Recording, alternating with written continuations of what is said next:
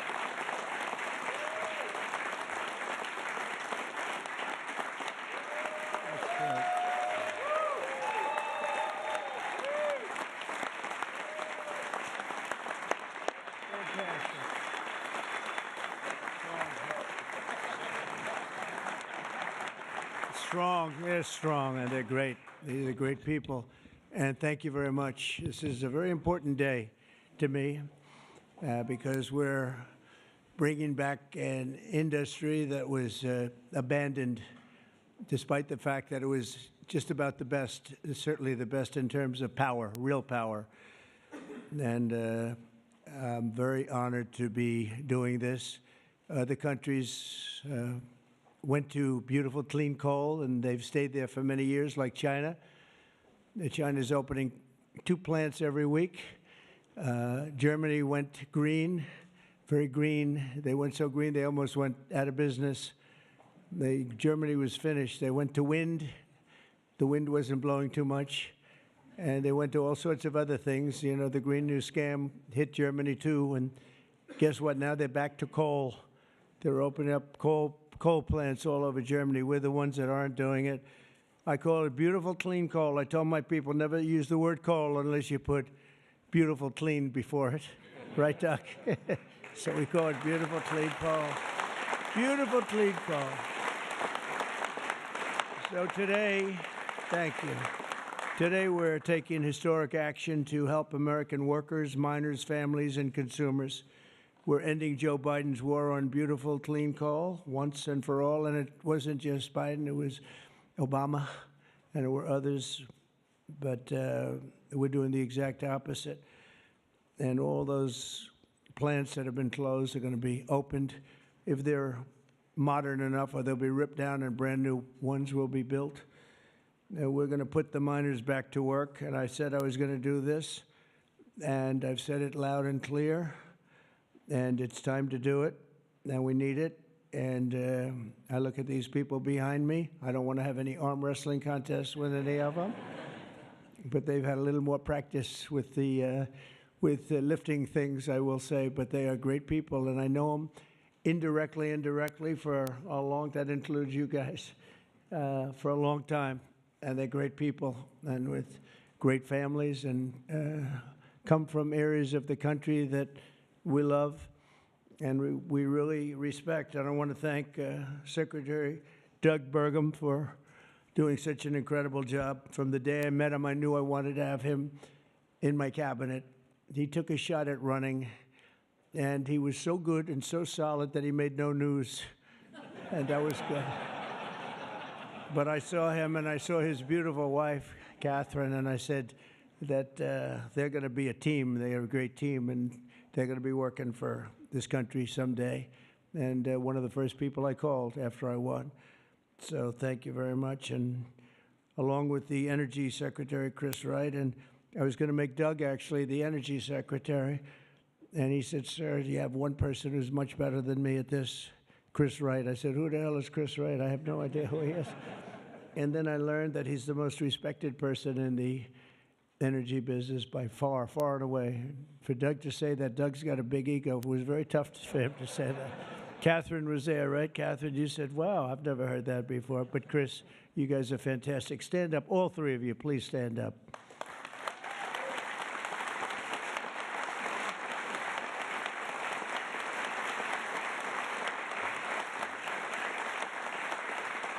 Great. Great. That's a great team. It's no better team than that. And they're going to produce energy the likes of which nobody's seen before. You know, we need to do the AI, all of this new technology that's coming online. We need more than double the energy, the electricity that we currently have. You take all of the electricity in the country right now for houses, for buildings, for everything. We need to more than double it to be number one. We're now way ahead of everybody at AI. China's in second place, but way behind. And they're going to be producing a lot of energy and a lot of electricity for this. And so are we, and we're going to get approvals very fast. And I would say the man that's almost comparable to you in terms of the importance to this, maybe he's even more comparable, I hate to tell you, a guy named Lee Zeldin, who's a friend of mine for a long time. He was a great...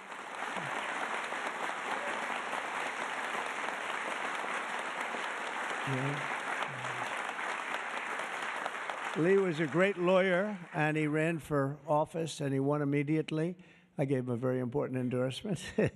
He won for Congress in an area that was unwinnable. He couldn't have, they were all saying, why is he wasting his time? That's Democrat territory. And I liked Lee and knew Lee, and he ended up winning a seat in a massive upset. And then he was there for a long time. How many years were you there? 8 years. Was very popular, and then he almost ran. He almost won the governorship of New York, which is lost by a few points, which was an amazing run. And I said, we got to get you in with us in some form, and we did. And he's head of the environmental agency, EPA, and doing a great job. And I said, if we have a nuclear power plant, Lee, can you get it approved in less than a month? He said, what? He said, I'll do it faster. And by the way, he'll do a fast job, but he's going to do also a great job. It's going to be an important job. We don't even smile about it, but you know, I've been involved in the approval process for a long time, having been in real estate, and you go years and years and years for absolutely nothing. And even in those days, I used to say, you know, this whole thing could have been approved in a week or 2 weeks or 3 weeks, and it would have been just as good. But they'd take you down the path, and you'd spend years waiting, and then sometimes you get rejected. I wasn't rejected too much. I was the king of zoning. I did well, but it was such nonsense. It was so terrible. The process was so terrible. But this is the big leagues now, and he's the head person in the whole country, and I appreciate it, and I appreciate you doing it. And already they're respecting you very greatly. So thank you very much, Lee. Great job.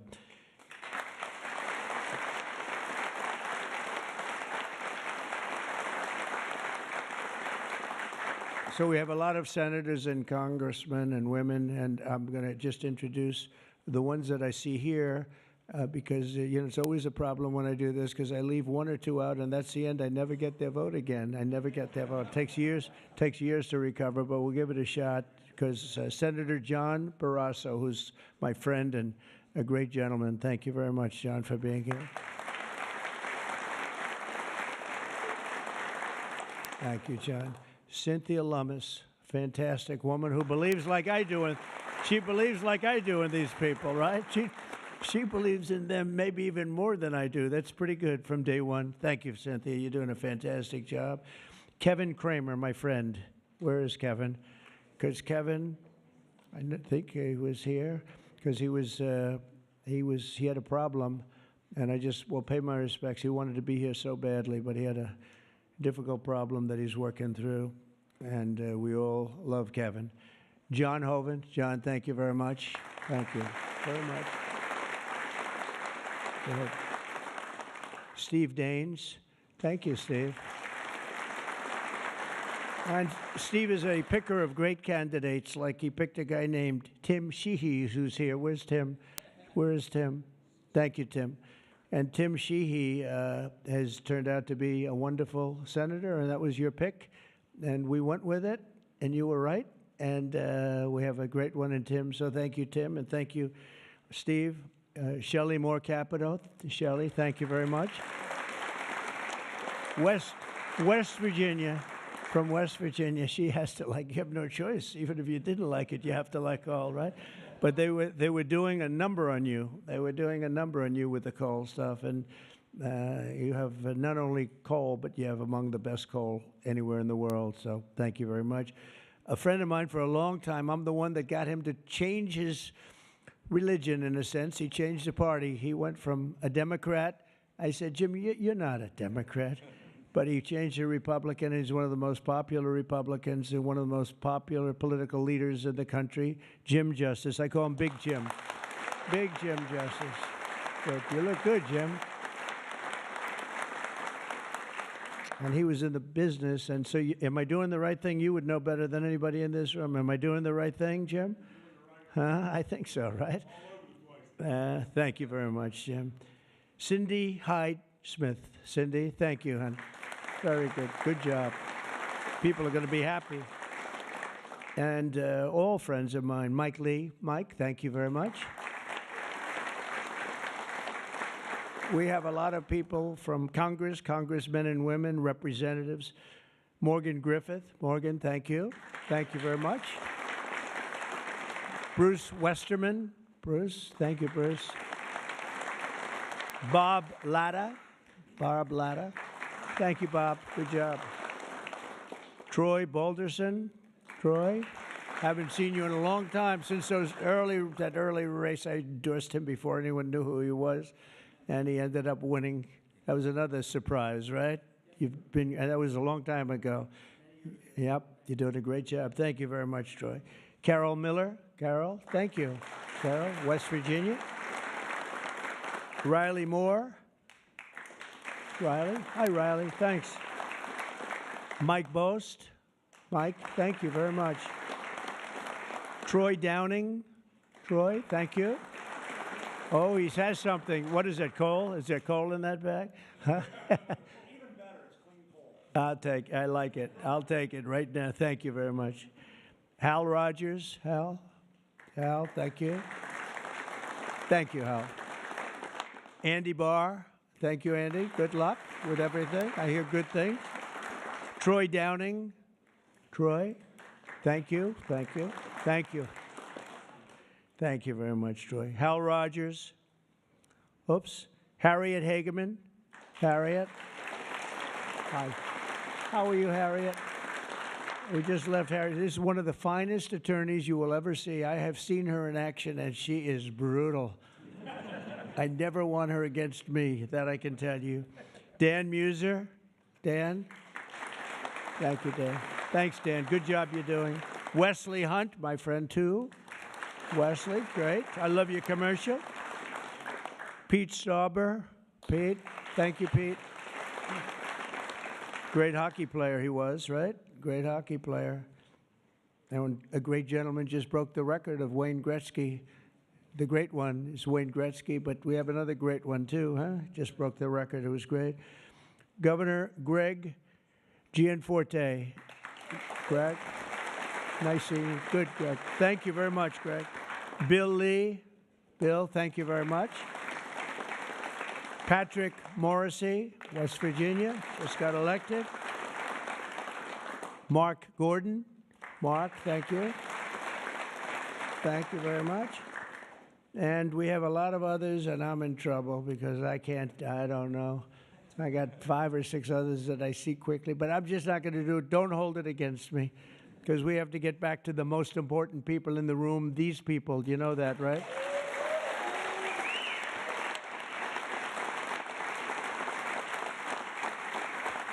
So the energy workers and the coal miners in the area that I'm standing on, and that's a lot of weight on this platform, so I don't know what's going to happen. I hope it's structurally designed for you guys. I don't know. But we have just really well-deserving, great American patriots, and it's such an honor to be here and making such a big move, such a bold move in energy. Because, you know, for years, people would just bemoan this industry and decimate the industry for absolutely no reason, because with modern technology and all of the other things that we do, it's one of the great forms of energy. That's why other countries, leading countries, are using it, some exclusively. For 4 long years, Joe Biden and congressional Democrats tried to abolish the American coal industry. They did everything in their power while he was awake, which wasn't much, shutting down dozens of coal plants, banning coal leases on federal lands, and putting thousands and thousands of coal miners out of work, destroying their lives, actually, destroying their lives. I'll never forget when I went to West Virginia, which I won by 48 points, I think, right? Big Jim, I won by 48 points. But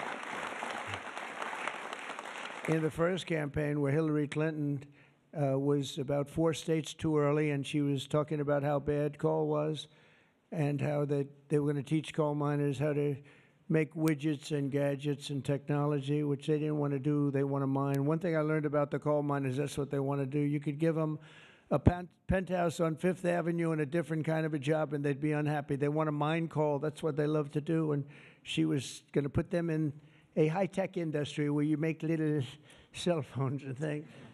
I don't know. Do you think he'd be good at that? I don't know. I would be. You don't want to be. And she was brutal about 3 weeks before, but then she had a problem. She went to West Virginia looking for votes, and that was a bad situation. You remember that? And there was a coal miner around the table with his family, and he was in tears because of what they had done to him and his family.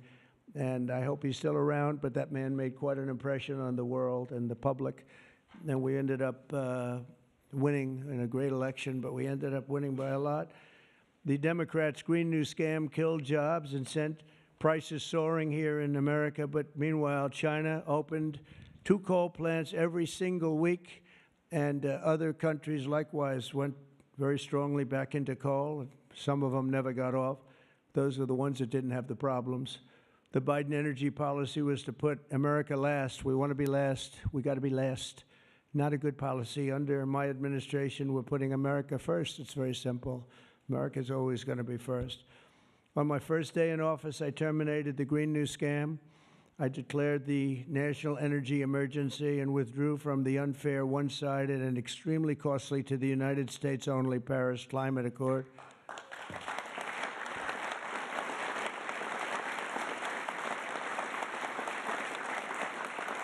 You know, under the Paris Climate Accord, we had a terrible situation. We would have paid over $1 trillion. Think of it, over $1 trillion. And Russia was paying almost nothing. Russia had a 1992 standard.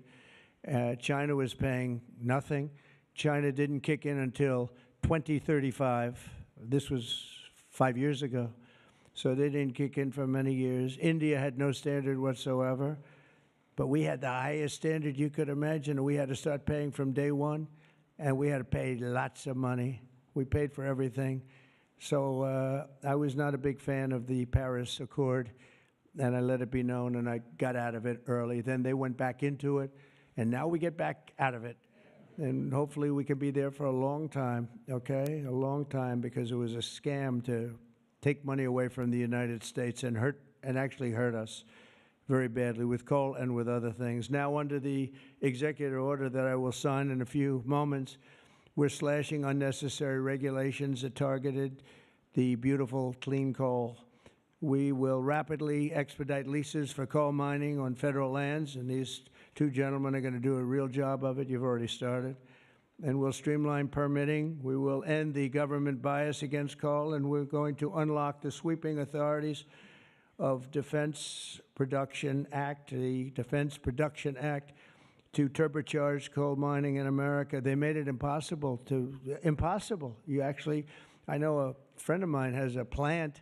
He said, you know, it's a shame. I'm ripping it down and I'm replacing it with another form of energy. I won't tell you because it's also very good, but it's not as powerful as this.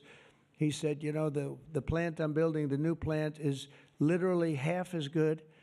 It's no less, you know, it's not probably even as good environmentally, but he said it produced half the power for more money, much more money.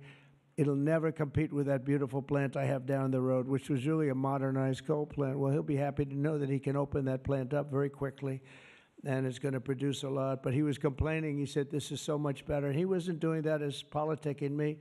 He was doing that because That's what he felt. And he knew every form of energy. We talked about that. He knew every form of energy. But our government is going to do something that's very different. And I don't think even you two know about this. This was my idea from about 15 minutes before I got up here. We're going to guarantee that we have a strong business for many years to come, that your coal companies and your miners don't get all excited about their jobs, and then should a radical left liberal become president, they end the business right away, and somebody's built a plant and spent hundreds of millions of dollars in building a plant, and the plant is going to be closed because a Democrat got in or a liberal got in. They're opposed to coal, and Republicans are very much for it. Clean coal. And we're going to give a guarantee that the business will not be terminated by the ups and downs of the world of politics. So should somebody come in to this very important office and say, oh, well, you spent hundreds of millions of dollars and you guys have given up your life because you want to be in coal, and then all of a sudden you don't have a life anymore because it's what you know the best. That's not going to happen. We're going to give a guarantee that it's not going to happen, so that if somebody comes in, they cannot change it at a whim. They cannot just going to go. They're going to have to go through hell to close you up. All right, so that's pretty good. We're going to give that in the form of a guarantee that we're writing on right now structurally and from a legal standpoint. So your investments are going to also be protected.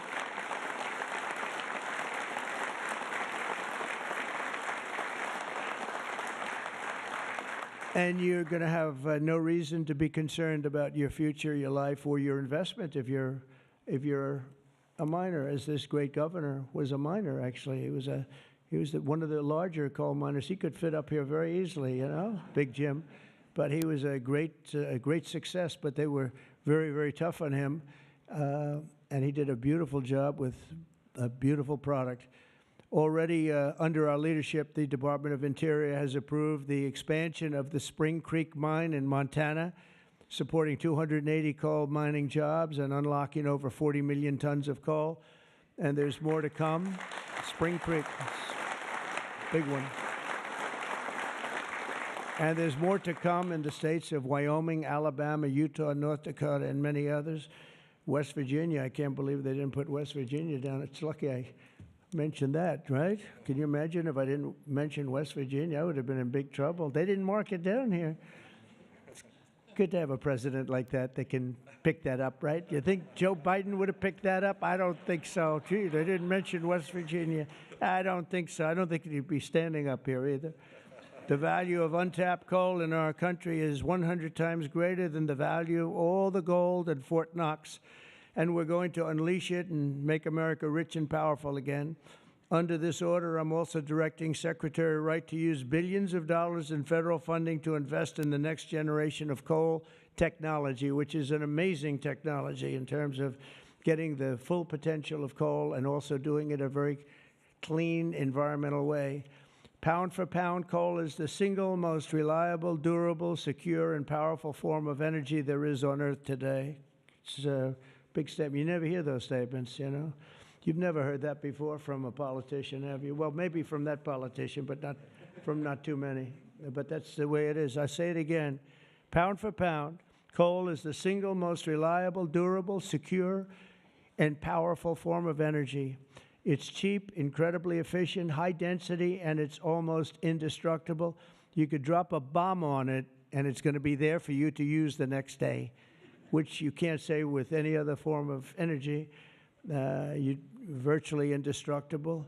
Most importantly, we have more of it here in America than anywhere else on Earth. We have more coal than any other country. You go to Australia, they have fantastic amounts of coal. You know who they sell it to? China.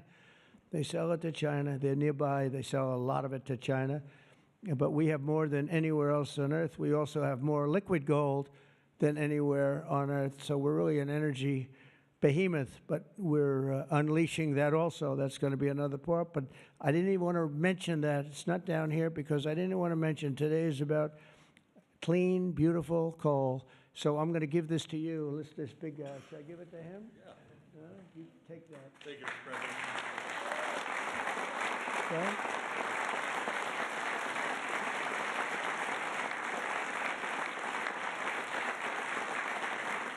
For example, we believe it's possible to extract enormous amounts of critical minerals and rare earths, which you know we need for technology and high technology in the process of coal mining, making in America the mineral superpower of the world, actually. In addition, I'm instructing the Department of Justice to identify and fight every single unconstitutional state or local regulation that's putting our coal miners out of business, and we are withdrawing all of those objections from our government today. It's all being withdrawn. So all of you people that have been fighting for your lives, we are withdrawing all of that today. We have excellent lawyers, excellent. Have you noticed that lots of law firms have been signing up with Trump? $100 million, another $100 million for damages that they've done. But they give you $100 million, and then they announce that, but we have done nothing wrong. And I agree, they've done nothing wrong. But what the hell? They give me a lot of money considering they've done nothing wrong. And we'll use some of those people, some of those great firms. They are great firms, too. They just had a bad moment. But we're going to use some of those firms to work with you on your leasing and your other things. And they'll do a great job. I think they're going to do a fantastic job. And for those of you that want to know the tariffs, you've been hearing about tariffs, we're taking in almost $2 billion a day in tariffs, $2 billion a day, and we're doing very well.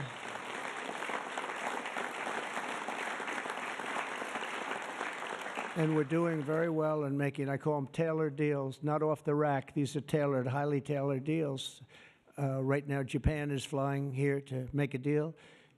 South Korea is flying here to make a deal, and others are flying here. I mean, my only problem is I'm not sure I have enough. We're going to have to use those great law firms, I think, to help us with that. But we're going to probably do that, actually. We're going to use them, and we're getting them for the right price because we need a lot of talent. We have a lot of countries coming in that want to make deals. If I told them about making those deals 2 years ago or 3 years ago or 5 years ago, they'd be laughing at us. Now they're all signing up. Mike, you know that. So it's going to be a great thing. But we're think of that, $2 billion a day. That's a lot of money. That's a lot of money even in the coal business, isn't it? Huh? It's a lot of money. And America's going to be very rich again very soon. You're going to see that happening. You see it all along. And it's so that whole situation that, you know, it was somewhat explosive. But if we didn't do that, we wouldn't be talking the way we're talking right now. It's been amazing what's happened. Sometimes you have to mix it up a little bit, but we've had great consideration. We've had talks with many, many countries, over 70. They all want to come in. Our problem is can't see that many that fast. But we don't have to because, as you know, the tariffs are on, and the money is pouring in at a level that we've never seen before. And it's going to be great for us. It's going to be great for other countries. We've been ripped off and abused by countries for many years with the tariff situation. They've used tariffs against us. We didn't use tariffs against them or in any way. I mean, we just didn't use them of any monumental proportion. And so we are doing it now. We have tariffs on cars. We have tariffs on lumber, tariffs on steel and aluminum. Steel plants are going up because of it all over the country. We have 25% tariffs on steel and aluminum. And I think the steel workers like me even more than the coal miners like me. I'm pretty sure that that's true. We have, instead of having no steel business, I put them on originally in my first term. We wouldn't have had one steel mill in the United States if I didn't do that. And now we upped it, and not only are we taking in a lot of money, but we're protecting our workers, our steel workers. We're protecting our steel industry. And one thing you know, that steel and things like steel you need, because you need it from a defense standpoint. You need steel for your tanks and your planes and your everything. And certain industries you can get away with not having, but others you need, and steel is one you need. So I want to let you know that's in full force and effect. And literally as we speak, I spoke to executives in the steel industry over the last few days, and they're all coming in to build plants in the United States of America, because if you build them in the United States, you have no tariffs to pay. There are no tariffs to pay, zero. If you build them outside using outside labor and hurting our businesses, and you send your product in, you have to pay a price for that, and they will be having tariffs, as you know. It's an amazing thing. This has been something used against us for many years by other countries, China in particular, but others, not just China, others, and taken advantage of us, ripped us off, and left us for dead, frankly. And I believe if I didn't become your president, I believe that this country would have had problems like they've never had before, because it was serious damage in so many other ways, not only the border, where people came rushing into our country from prisons and jails and mental institutions, murderers, drug dealers, and some vicious criminals. 11,088 murderers came into our country. We have to get them out. We're getting them out. 11,088. Of that number, half committed murder on more than two people. And this is what they allowed into our country with their open border policy of lunacy. And we're taking care of that, just like we're taking care of you today. We're taking care of that. I want to thank Kristi Noem and Tom Homan for doing an unbelievable job. The whole thing is, the job they're doing is incredible. It's really an unforced error. It should have never happened, that we have to be spending such time and resources, Mr. Senator, right, on getting people out of our country that shouldn't be here. I mean, literally from mental institutions, insane asylums were opened up and emptied into our country. Prisons from all over the world, not just South America, prisons from, think of this, from Africa, the Congo, a lot of people from the Congo, prisons in the Congo, prisons from Asia, from all over, were opened up. And I knew that when I heard it was an open border policy. I said, if you do that, every country is going to be dumping people that they don't want into our country. And that's what's happened, but we're cleaning it out. And the courts, we had a good decision, as you know, from the Supreme Court, allowing us to do that. We have judges that didn't want us to do it. We have judges that wanted the very evil gang members from Trendy, Iroquois, and MS-13. They didn't want them taken out of the country and put in very powerful prisons. When you look, you've all seen those clips, pretty amazing clips. But I want to thank El Salvador. They've done an incredible job. But we've been fortunately winning those cases. But we have judges that are out of control that say, oh, bring them back, bring them back. We don't want them back. We don't want them back. Can you imagine? You spend all of that time, energy, and money on getting them out, and then you have a judge that sits there, a local judge who sits there, federal judges, sit there and says, no, bring them back. One was brought back, or they want to bring him back because he wasn't a member of Tren de Aragua. He was a member of MS-13, which is just as bad. So they misidentified him, but it sounds to me like he was a member of MS-13, so they want him brought back because he wasn't treated properly. It's, we got to be smart. Our country's got to get a lot smarter than it is, but we have to give the people that are empowered to do this kind of work, and it's not pleasant work. We have to give them the option of making our country great again, and that's what they're doing, and I have great respect for those people. And they're doing it out of love. They could get a much easier job. They're doing it out of love for our country. It's so important, just like I'm doing this with coal today for love for our country. Earlier this afternoon, I signed another executive order to strengthen our electric grid by ensuring that coal-fired power plants are always available to meet surging demand for electricity. Unlike wind and solar, coal plants can run 24 hours a day in rain, sleet, or snow, and you will not be subject to the incredible blackout situation that's taking place in California, where they have blackouts all the time. It's an amazing thing with California. They have blackouts and brownouts at levels that nobody's ever seen before. And all they want to do is keep going the way they're going. And they're doing a very poor job. As you probably heard, I released billions of gallons of water going in from upstate California, from the most northern parts of California. Probably comes in from Canada to a certain extent. Thank you very much, Canada. We appreciate it.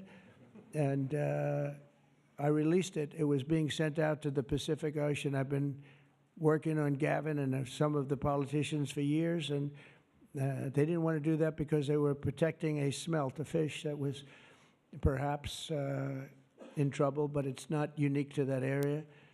And because of that, you had numbers, you had fires. Nobody's ever seen anything like what happened. Think of what it would have been like if you had fire hydrants that had water in them, if you had sprinkler systems in houses. A lot of these luxury houses where they had beautiful sprinkler systems, there was no water. They had no water to put out the fires. Water is very good for putting out fires, you know, they just didn't learn it. But we now have millions of gallons, billions actually, they say, of gallons of water pouring into California from the Pacific Northwest, I guess they would say, mostly Pacific Northwest, but other parts of the northern sections of California and beyond.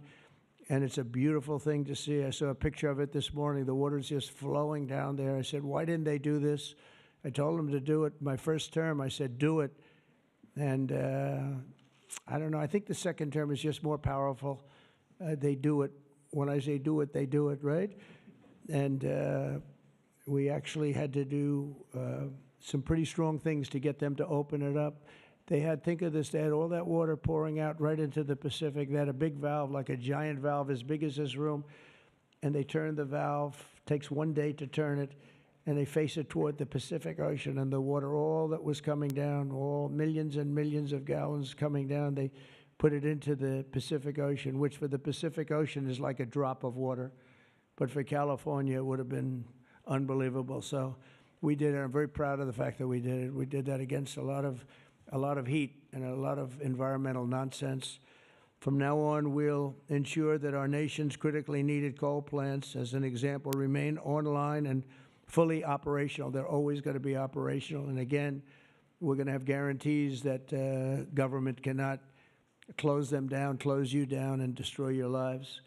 To that end, I'm also instructing Secretary Wright to save the Choy coal plant in Arizona, big plant, which has been slated for destruction. We're going to keep those coal miners on the job. Going to tell them to just remain calm, because we're going to have that plant opening and burning the clean coal, beautiful clean coal, in a very short period of time. You know all about that, right?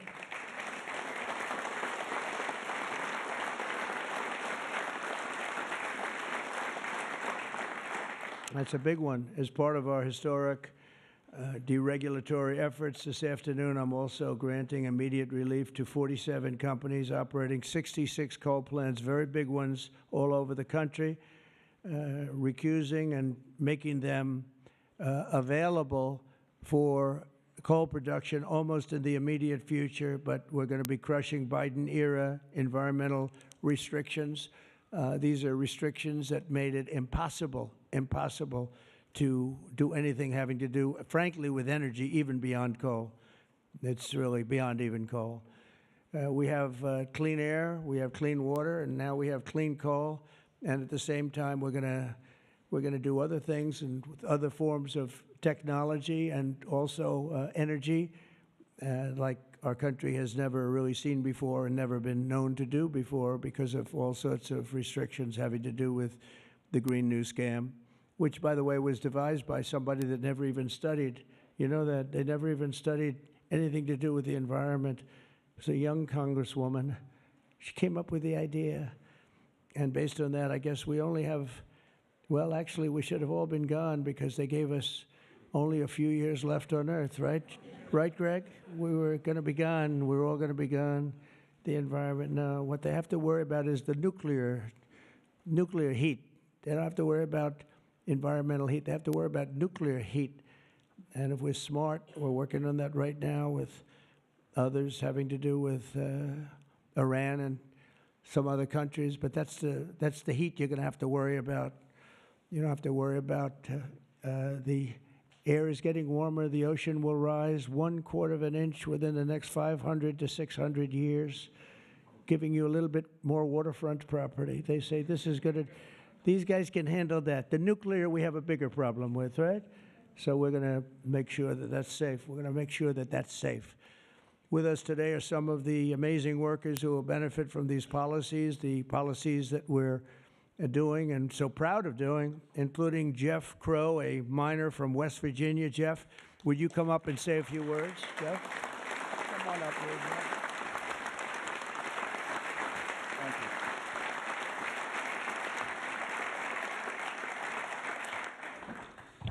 Thank you. Good afternoon, Mr. President. I want to first thank you for having me and my fellow miners here. It is an honor and a privilege to be a part of today's events. I believe this past November that America clearly spoke about what we wanted for our country. It is reassuring for Americans to have a president in office who will truly put the United States of America above all else. Thank you.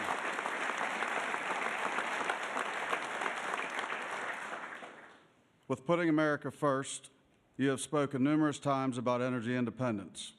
I believe most don't understand the importance of that. Coal is one of the major factors in energy independence and accounts for a large portion of America's energy. Coal is one of the most reliable and cheapest forms of electricity. For too long, coal has been a dirty word that most are afraid to speak about. Most of those that would speak negatively about coal do so from an uneducated standpoint. Many are unaware of the engineering and technology that are used in today's mining to create a clean, energy-efficient product. All of this is done while using the safest practices in the industry. Speaking for West Virginia, coal provides approximately 50,000 jobs for those that work in the mines and the businesses that support them. It also accounts for over 50% of West Virginia's export product. To name a few, we employ engineers, teachers, physical therapists, accountants, truck drivers, high school and college graduates. All of these occupations and graduates have turned to the coal industry to provide a better way of life for them and their families. Everyone in our industry works long hours and days to provide a reliable energy product, and too many times it goes unnoticed. I've personally worked in the industry for 23 years. I choose to do this daily to provide my wife and children with the life that they deserve. Prior administrations have done all they could to eliminate the coal industry. Sorry, one second, I'm getting there. In my opinion, they have done so with an unethical and uneducated approach. But we are still strong, we are still here, and we are still needed in order to make America great again.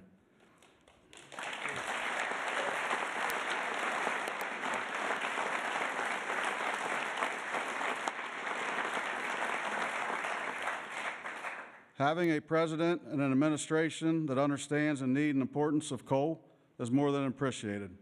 It gives the industry a form of reassurance to know that we have a president in place that supports us. For my family to the over 3,000 employees of ACNR, and for the coal companies, miners, and businesses throughout our great country that rely on the coal industry, we say thank you for your continued support.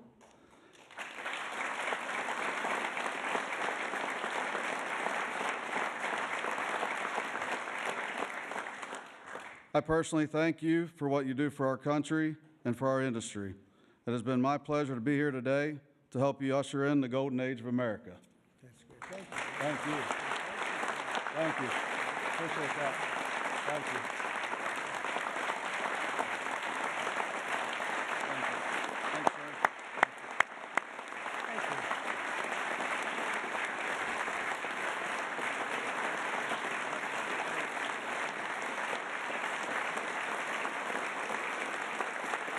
You did a good job. Let me have that speech. I want to have that. Yes, sir. I had a couple of good lines in there when I came up. No, actually, what I want to do, I'm going to sign it for you because I mean, he worked hard. Look at it, and look how good his eyes must be to read that. I lost it once. And hopefully you can sell it tonight for a lot of money. No, sir. I'll keep that one.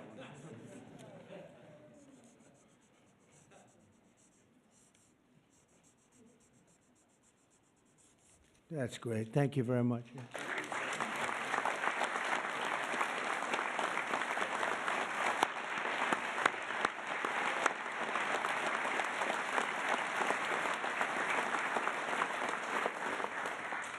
Thank you very much, Jeff. And also with us is Tony Campbell of the East Kentucky Power Cooperative. And Tony's quite a gentleman and very respected in the industry. Come on up, Tony. Thank you.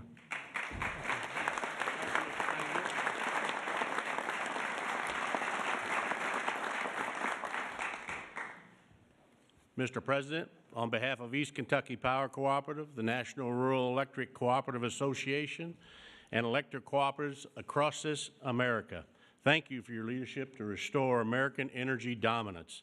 Electric co-ops keep the lights on for 42 million Americans across 56% of the land mass. We are owned by the communities and businesses we serve and provide electricity to growing communities, new data centers, and manufacturing plants. Mr. President, electric co-ops are powering America, and we are proud to partner with you and your administration to power America into the future.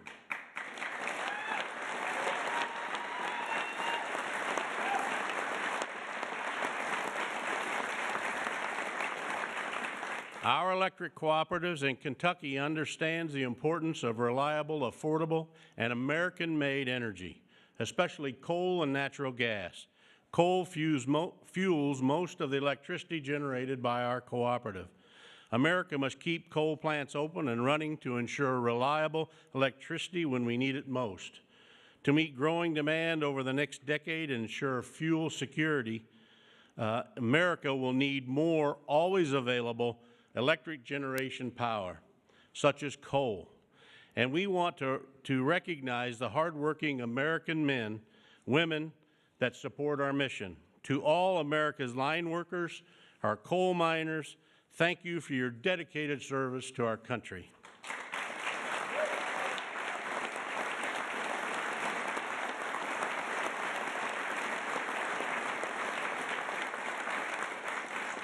Affordable and reliable electricity is the cornerstone of our economy, especially American manufacturing. However, too many government leaders have pushed policies that have made our electric grid significantly less reliable and our energy too expensive. That begins to change now.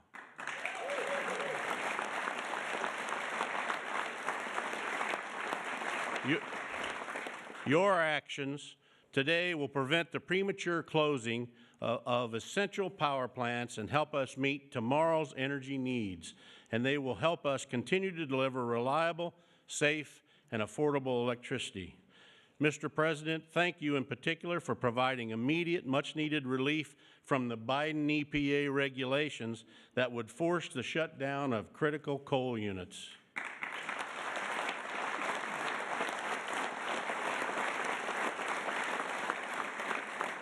Finally, I want to say congratulations on the all-star energy team you've assembled. Electric co-ops have already been working with Secretaries Bergrum, Wright, and Rollins, and Administrator Zeldin, and we are excited for all we can accomplish together. Mr. President, thank you again for your actions today and for your support for the electric cooperatives as we work to keep the lights on in America. Thank you, Mr. President.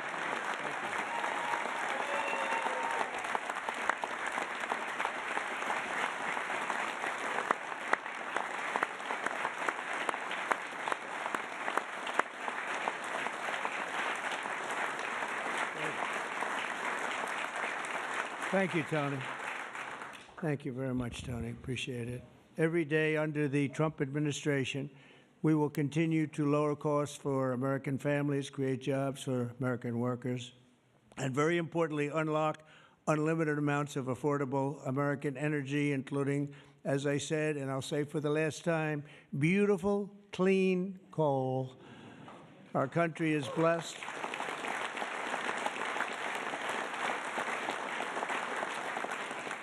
Our country is blessed with the most abundant natural resources on earth, as nobody has what we have. And we're going to use it, too. We're going to use it in a very responsible way. Together, we're going to tap that magnificent potential to give our people the glorious future that they deserve, better than they've ever had in the past. I mean, they had a good future, a little, if you look 20 years ago, they thought they had a good future, and it was ripped away from them, torn away from them with nonsense. And we're not going to let that happen. This is going to be a glorious future for them. And I want to thank everybody for being here. And I want to thank you and you and you and that whole group and our senators, by the way, and our great congressmen and women for being here in such a large number, because you've been helping us make these decisions. These are big decisions, and this is a really big one. And this is one that's going to be, I think we're going to look back and with great pride at what we've done today, not just in putting people to work, but at really reawakening our country. And thank you very much, and thank you all for being here. Thank you very much. Thank you very much.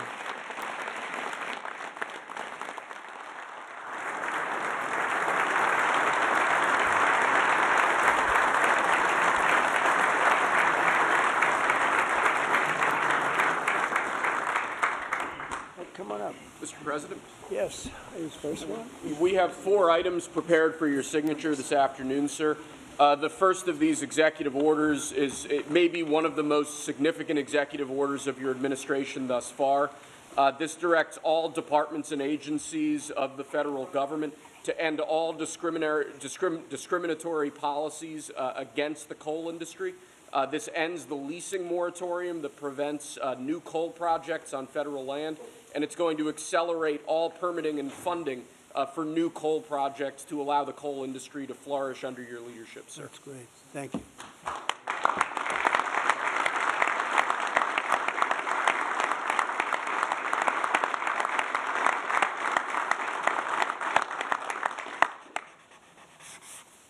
Okay.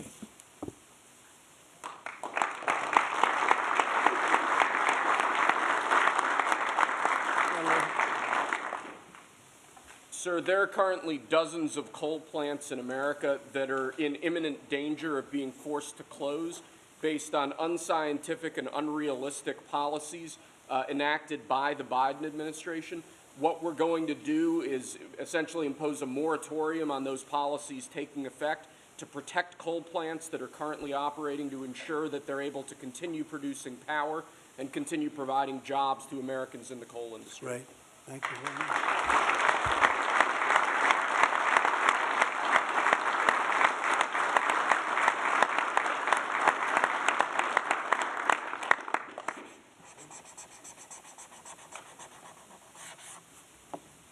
Okay.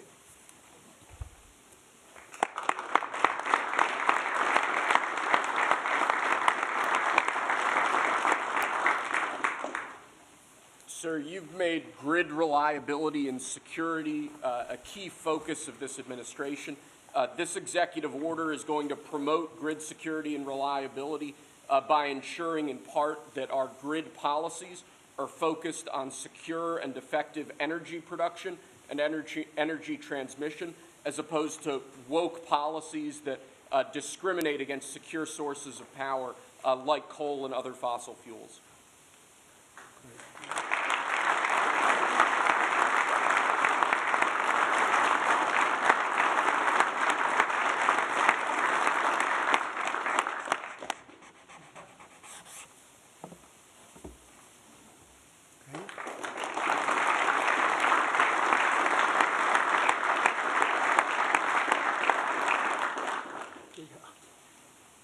Lastly, sir, one of the biggest problems we have in this space is Democrat states, radical leftist states, enacting policies and enacting an agenda that discriminates against coal, against secure sources of energy. Many of these policies are unconstitutional and illegal, and with this executive order, you're going to be instructing your Department of Justice to vigorously pursue and investigate these state policies that we believe are illegal or unconstitutional. Good. Thank you.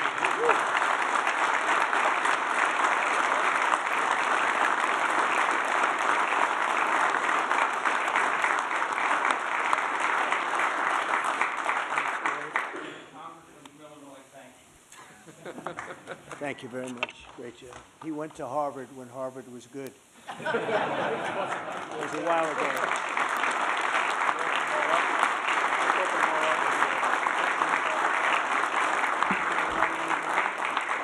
Let's hand these out to the guys.